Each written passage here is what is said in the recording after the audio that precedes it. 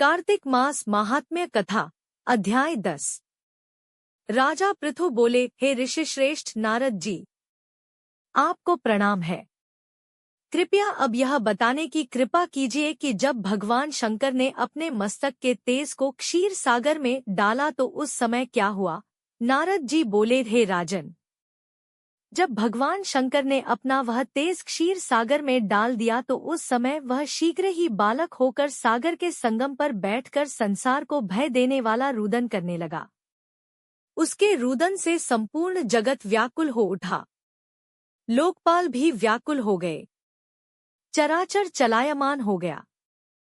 शंकर सुवन के रुदन से संपूर्ण ब्रह्मांड व्याकुल हो गया। यह देखकर सभी देवता और ऋषिमुनि व्याकुल होकर ब्रह्मा जी की शरण में गए और उन्हें प्रणाम कर उनकी स्तुति करने लगे।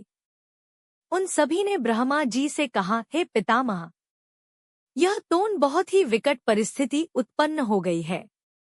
हे महायोगिन, इसको नष्ट कीजिए। देवताओं के मुख से इस प्रकार सुनकर ब्रह्मा जी सत्यलोक से उतरकर उस बालक को देखने के लिए सागर तट पर आए।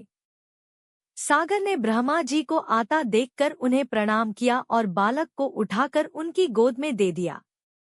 आश्चर्यचकित होते हुए ब्रह्मा जी ने पूछा, हे सागर, यह बालक किसका है?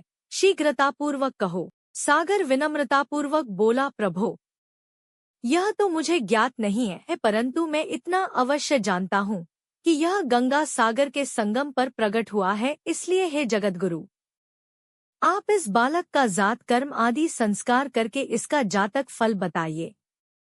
नारद जी राजा पृथु से बोले, सागर ब्रह्मा जी के गले में हाथ डालकर बार बार उनका आकर्षण कर रहा था। फिर तो उसने ब्रह्मा जी का गला इतनी जोर से पकड़ा कि उससे पीड़ित होकर ब्रह्मा जी की आंखों से अश्रु टपकने लगे।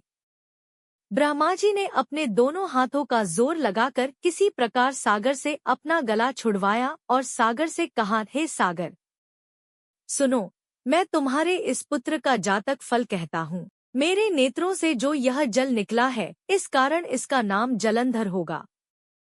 उत्पन्न होते ही यह तरुणावस्था को प्राप्त हो गया है, इसलिए यह सब शास्त्रों का पारगामी, महापराक्रमी, महावीर, बलशाली, महायोद्धा और रण में विजय प्राप्त करने वाला होगा। यह बालक सभी दैत्यों का अधिपति होगा। यह किसी से भी पराजित न होने वाला तथा भगवान विष्णु को भी जीतने वाला होगा। भगवान शंकर को छोड़कर यह सबसे अवध्य होगा।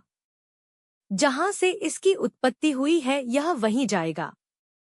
इसकी पत्नी बड़ी पतिव्रता, सौभाग्यशालिनी, सर्वांग सुंदरी, परम मनोहर, मधुर वाणी बोलने वाली तथा शीलवान होगी। सागर से इस प्रकार कहकर ब्रह्मा जी ने शुक्राचार्य को बुलवाया और उनके हाथों से बालक का राज्याभिषेक कराकर स्वयं अंतर्ध्यान हो गए। बालक को देखकर सागर की प्रसन्नता की सीमा न रही, वह हर्षित मन से घर आ गया। फिर सागर में उस बालक का लालन पालन कर उसे पुष्ट किया। फिर कालनेमी नामक असुर को बुलाकर वृंदा नामक कन्या से विधिपूर्वक उसका विवाह करा दिया। उस विवाह में बहुत बड़ उत्सव हुआ।